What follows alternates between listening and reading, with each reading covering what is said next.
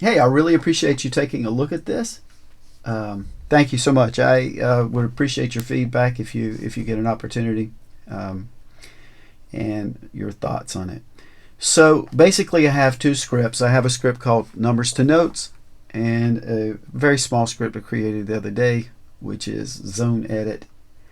Numbers2Notes has been a real big project, and it's got a good ways to go on it still. But basically what it lets you do is sketch out your songs very quickly, and hopefully now we can work on I can start working on a process of how to mix them quickly and efficiently as well.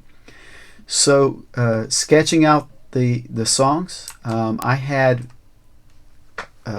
two goals. Number one was to be able to create Nashville number charts for live studio musicians, and the second goal was to create a way for my students, many of whom have no music experience, don't play an instrument, may not sing, may not have any musical skills, to let them get started creating their own music. So let's look. What I have on screen right now is basically, after you've used those tools, what you get. And what I have is I have a song that's been charted out. I have my regions across the top, as each section given a region. I have the chords listed by Nashville number, so a studio musician that was following along will be able to play along with this.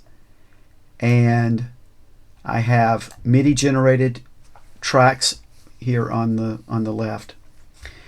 And then in these envelope sections, I have a different, basically what turns into a fader for each instrument in each section of the song. Let me go ahead and play this, and let's see if you'll just get an idea of what this produces. A couple of things to keep in mind. This doesn't have any melody in it. It doesn't have very few choices in sounds have been made. There are only 3 sounds in this. There is a very simple MIDI drum loop. There is a synthesizer playing the chords and the bass. And there's an electric piano which plays chords and bass as well. So that's all that's going on in the song. Let's go ahead and give it a listen.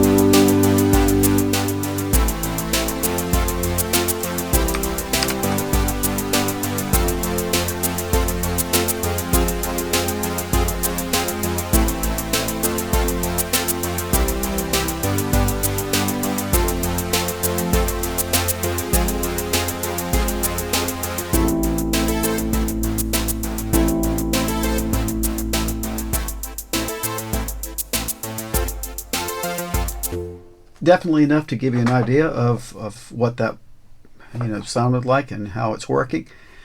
Let me now go ahead and show you those tools. Let me pause and open a blank slate and show you how it works. All right, we have an empty project. Let's go ahead and open Numbers2Notes. Now when Numbers open, there's a place on the left side for me to type in the chords that I'm going to be using. I have a tab for auditioning sounds. Let's see if this plays in OBS. Looks like it's playing. So I can listen to different chords, get an idea of how they sound. All right. Next, I've got a place where I can import from, I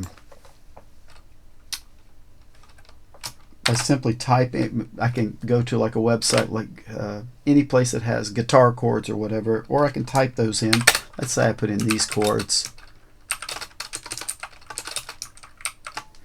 and I give it a key, and say I'm in the key of C, and that will convert those to Nashville numbers, which I can paste in over on this side. Or I can create music at OneMotion.com, and I can I can copy the chords there and bring them over. I can also export to OneMotion.com. I can export to Band in a Box. If you'd like to try rendering some songs, if you want to render a couple of songs, I think there's a way for you to do that. You let me know. I'll get you the links if you'd like to try that. That will render acoustic tracks for a song based off of the styles that you find at this first link. Then you can also export your chord charts to print out and hand to your studio musicians. All right, there's a little bit of information on what chords are more common in popular music, and these are the chords, just these by popularity. And if you're curious, oh, where does 3 minor usually go? Well, usually 3 minor chord likes to go to 4, 16% of the time 6 minor, etc. So it gives you some idea of normal function of chords. You can paste in chains into your song, and then there's help on each section of how to enter chords the right way. All right.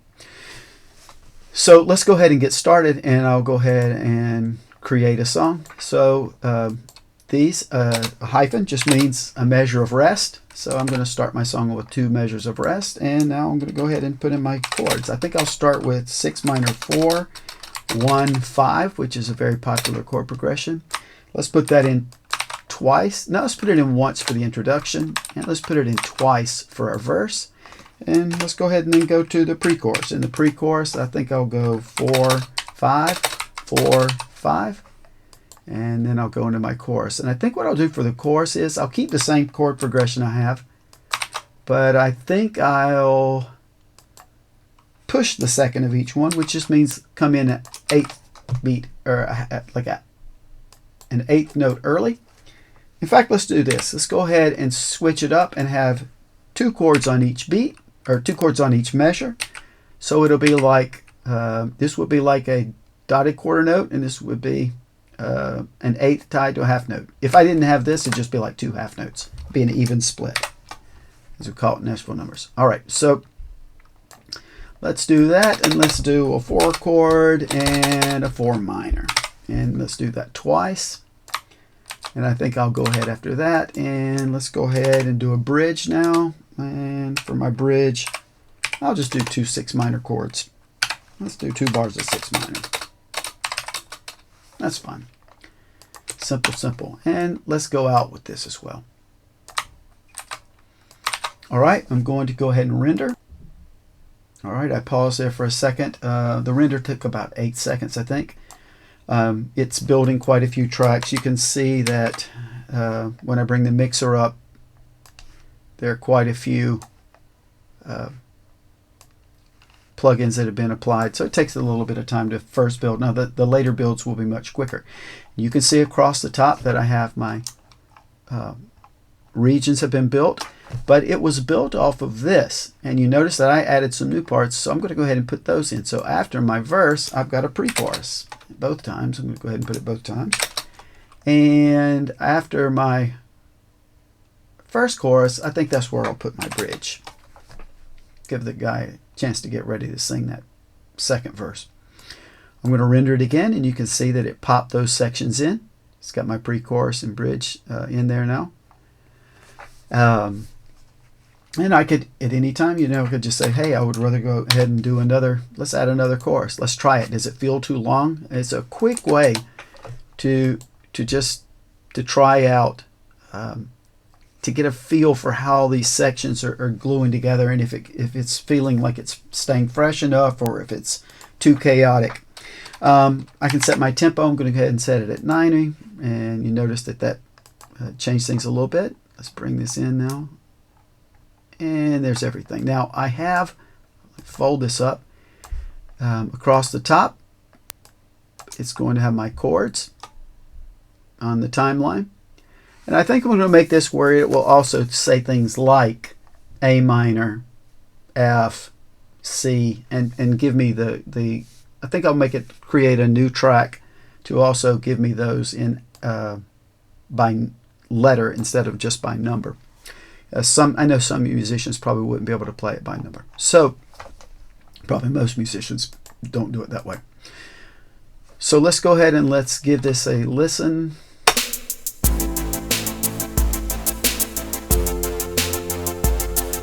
All right, let's look at some little JS effects. Now I've got this, and this I can go by what I put in Numbers2Notes, or I can manually come in and override and make this have swing. So I'm going to go ahead and manually override and just put that at 100%. So now this will have a groove that sounds like swinging. It'll be applied on every track in the project. So if I switch it back, you'll feel the even.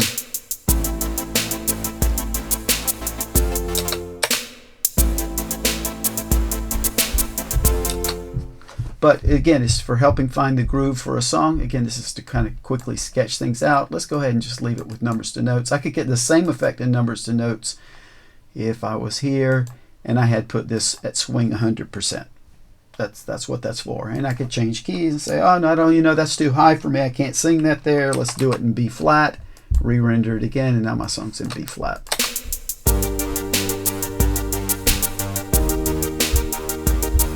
All right. I'm going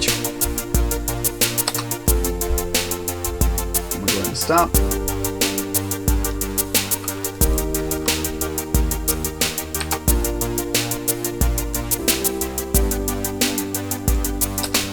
All right, which brings me to another one of my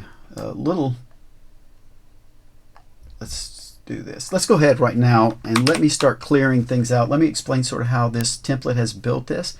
So these are chords in this MIDI track. This is chords and bass, and this one is just the bass.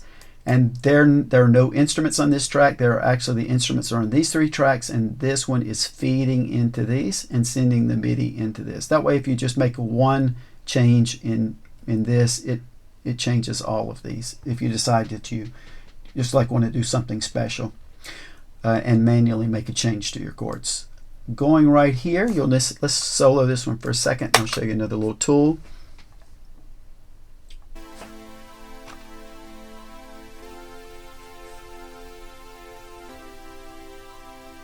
Let me turn it up a bit.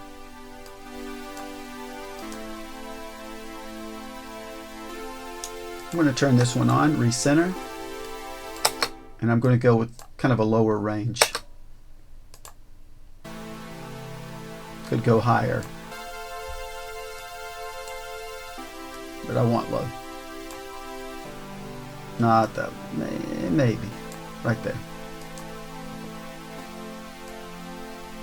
All right, this particular track, just telling you about kind of the default, is expecting a, let's go ahead and build this one. It's an arpeggiator, very nice free tool. I had nothing to do with its development, but I'm going to go ahead and put some chords in.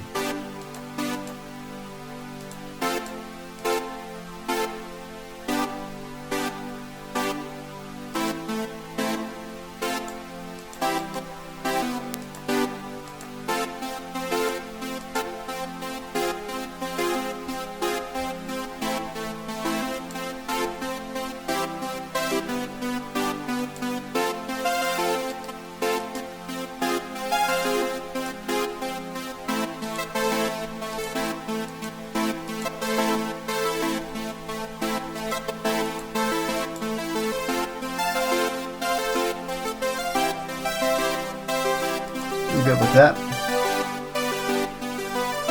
Oh my gosh, this is annoying. Sorry.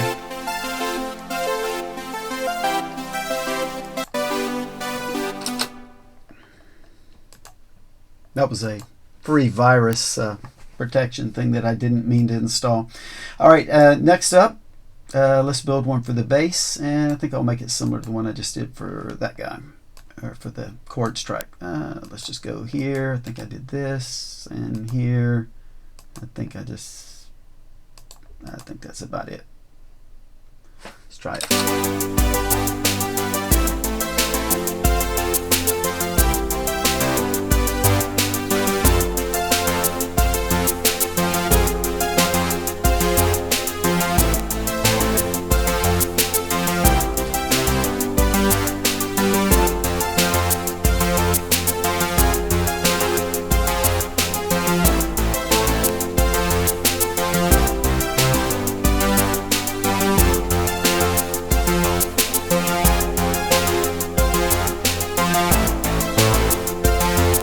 Alright, and I'm going to very quickly try to mix my song, just basically get a mix of how I would do these tracks together.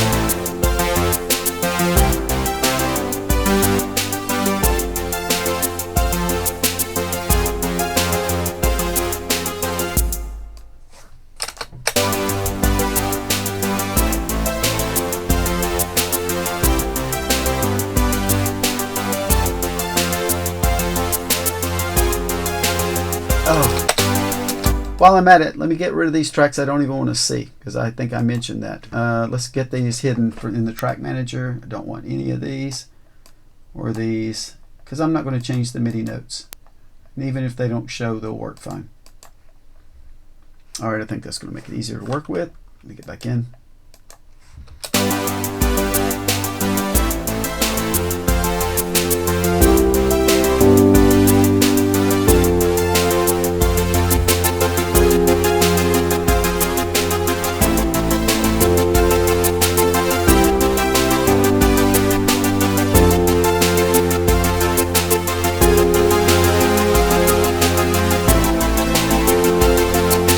Alright, so that works, and that's basically now I've got that done. And let's switch to the second tool. So for the zone tool, I'm going to go ahead and run this, and it's just going to go ahead and create those zones. Now if I think there's two easiest ways to do this. Turn everything down. So this would just make it where everything's additive. I start out with just silence, and I start bringing the sections of each track up. Or I can go with starting with this mix that I've already done, and that's the way I'm going to do it this time. So I'm just going to go ahead and say zone it.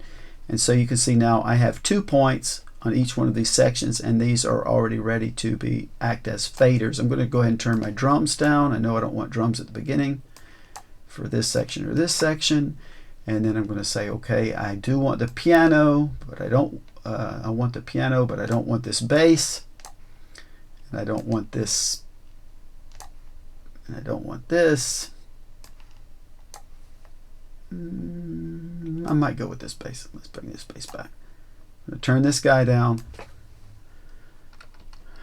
Let's turn this one. Let's turn this one all the way off. Let's listen.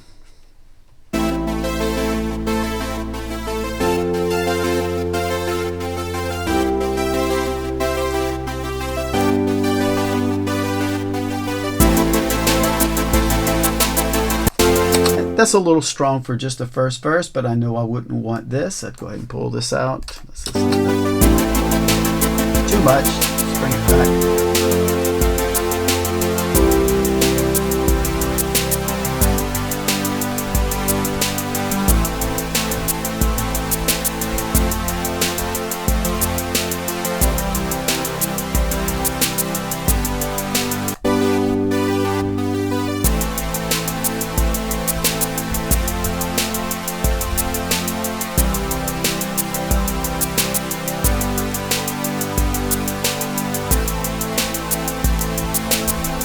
Bring the electric piano in there, a little of this. The pre-chorus.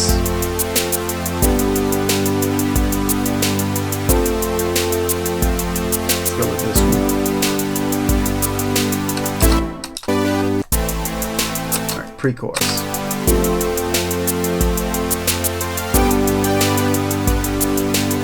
That's not what I want.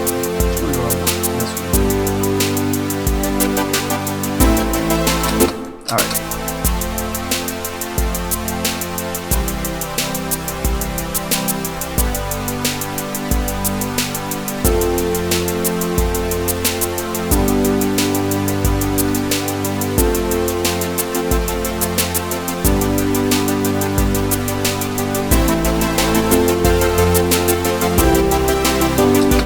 Anyway, that gives you, that's plenty, and probably annoyingly slow, giving you an idea of what's going on with this and how it works. So I think there were some other little JS effects that I didn't get to, but I think it's enough to give you an idea. Let me talk to you as quick as I can about the thoughts that I had for how to operate on sort of what your plugin how it inspired me to sort of think of how this might work. So my thought is that instead of grabbing this and trying to move it, which, gosh, I feel like I miss half the time. I get the wrong thing like half the time. So if I hover over it in a one knob system, I would hover over this. The script would look to see the nearest thing I'm hovering over. Then if I am to the left side of this, it would only affect the left node. If I'm in the middle, it would affect the whole thing. And if I'm on the right side, the knob would affect only the right side. In a 3-knob system, in a 3-knob controller, the left knob would, if I'm hovering over any part of this, the left knob would move the left side up and down, the left node. The center would move both, and the right one would move only the one on the right. And so that would be a quick way to do that.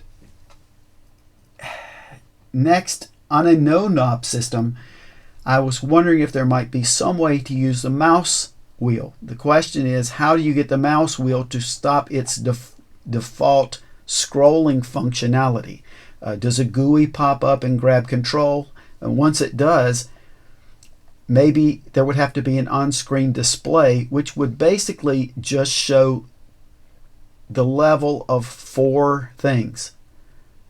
The previous section's ending node, the current section's left and right node, and the next section's first node. So in other words, if I'm here, if I'm hovering here or working here, and this becomes what I'm working with, maybe a key's pressed, the little GUI pops up, and if I use the mouse wheel pointing on this side, it would be on the left, it would operate, it would show me this one. I know this is really hard to explain here. I'm not doing a great job. I'm trying. It would show me this one, the one from the previous section. So I know what level, kind of like I'm lining up with. But if I'm in this side of the GUI, then it would just be this one. If I'm sort of in the center of the GUI, it's both. And if I go over to the right side, and sorry, it's not working at all right now for what I'm trying to explain, but if I move to the right end of the GUI, then it would only affect the right one. It show me the next one, but that one would not be one I could change. I would have to then apply that effect and go to the next one, press that key, and quickly set those there. The reason I think that would be helpful as opposed to just grabbing these is sometimes they're hard to grab, especially the individual nodes. But even when I go for these, like when I'm trying to turn, if I raise this a little bit and I'm trying to turn this down, I can't do it in one thing. I can't get to the bottom. I hit the bottom of my screen before it does it. So I'll come back here and do it again, and it still didn't do it. And I go back and do it again. It takes me 3 times to pull this thing down. So there might be some kind of way to make that better. Anyway, I appreciate your time and your thoughts about it and any feedback you might have.